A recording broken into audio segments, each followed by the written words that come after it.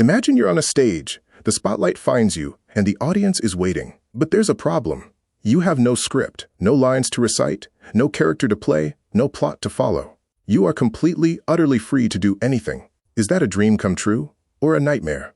For philosophers like Jean-Paul Sartre and Albert Camus, thinkers often associated with existentialism and the absurd, this isn't just a thought experiment.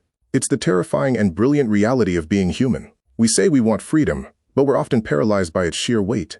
It's the gift nobody asked for, the realization that you are the sole author of your life, a responsibility that is both absolute and absolutely terrifying. To get why this is so terrifying, we have to start with one of Jean-Paul Sartre's big ideas. Existence precedes essence. What on earth does that mean? Well, think of something like a hammer. Before a hammer is ever made, someone has a concept of it, its essence. They know what it's for, what it will look like, and how it will work. Its purpose comes before it even exists. But for people, Sartre said, it's the other way around. Assuming there's no divine blueprint, we're not born with a built-in purpose or a fixed human nature. We are simply thrown into the world, existing first, without a defined identity. We exist, we show up, and only then, through our choices and actions, do we start to define who we are.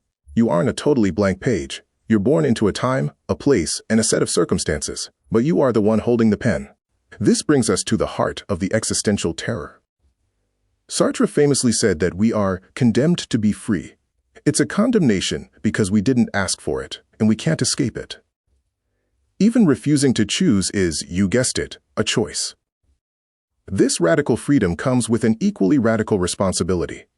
Since there's no cosmic rulebook, you are responsible for what you make of yourself. Now, Sartre wasn't saying your past and circumstances don't matter. But he argued that you are always responsible for how you respond to them. The crushing weight of this can be intense. That anxiety you feel when facing a huge life decision, which career to pick, who to love, what to believe in, that isn't just everyday stress. It's what the philosophers called existential angst, the dizziness of standing at the edge of your own infinite freedom. Because this freedom is so overwhelming, most of us try to run from it.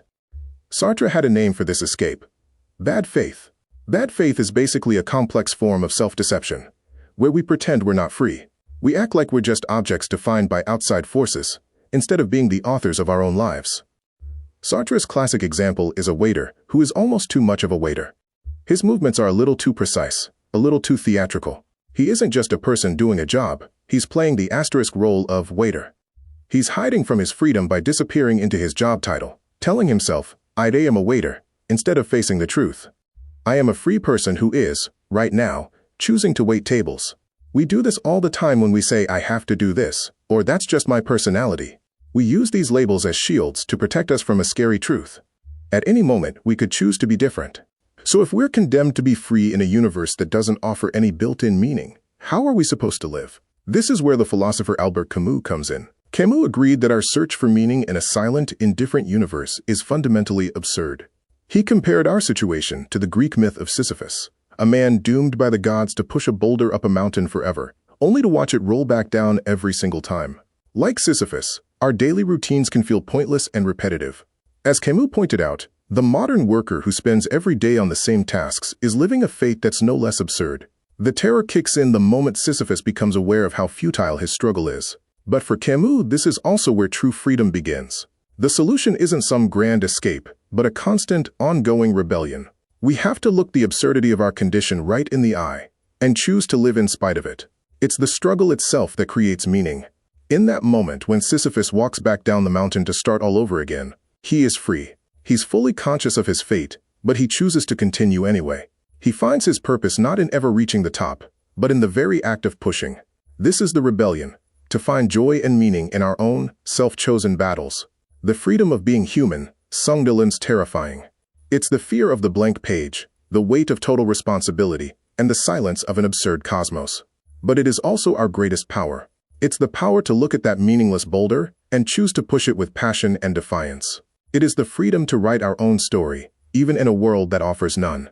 As Camus famously concluded, the struggle itself toward the heights is enough to fill a man's heart. One must imagine Sisyphus happy.